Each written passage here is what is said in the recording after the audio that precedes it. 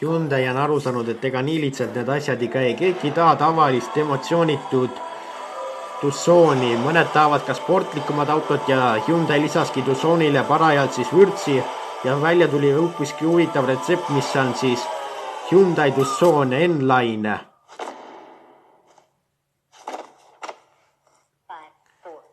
Ja tõepoolest näeb ta siis palju edevam välja kui tavaline versioon.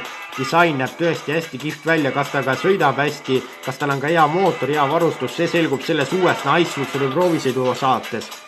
Muudeti rooli käigukasti ja vedrustuse tööd siis elavamaks, tal on 19-tolised valuväljed, sportresiim ja 7-käiguline automaatne käigukast. Ja võiks arvata, et ta jõuab sekundi 0-100 mingi 6 sekundiga, no jaa küll 7, aga ei, ta jõuab 0-100 siis ainult koguni 9,1 sekundiga, mis on ainult ju mingi sekund kiirem kui teie tavaline pereauto.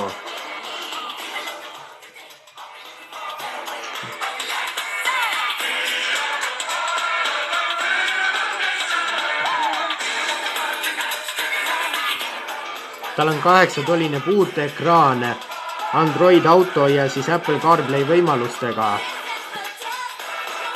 Standardvarustuses on tagurduskaamera koos dünaamilise siis teejuhiga, samuti on seal ka sõidurajal püsimisabisüsteem, kaugtulede siis automaatlülides ja püsikiiruse siis märguanne. Ja tal on siis ka 10 kõlariga grelli siis premium audiosüsteem, mille eest tuleb siis juurde maksta.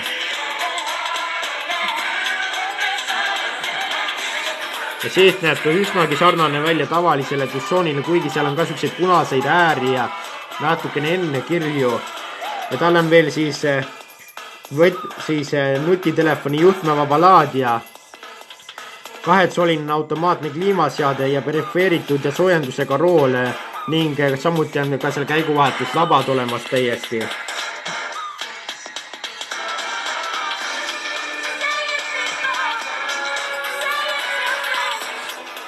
Ja võiks arvata, et tal on mingi ikkagi suur mootor, aga mingi äkki 3-liitrine, paraku ei ole ainult 1,6-liitrine bensiinimootor ja see arendab siis välja 177 hobujõudu.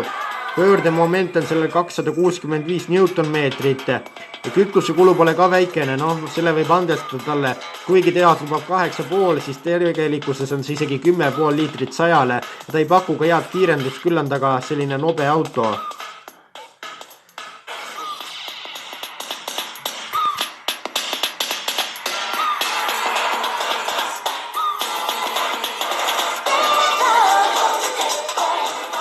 Ja hinnad algavad tal siis 32 990 eurost, mis polegi tegelikult väga suur raha, selle eest te saate mõne teise tavalise pereauto, mis ei ole siis nii kiire, kuigi ka jah, see Hyundai N Tucson pole ka väga kiire, siis mingit sellist ikkagi rahulolu ta teile pakub.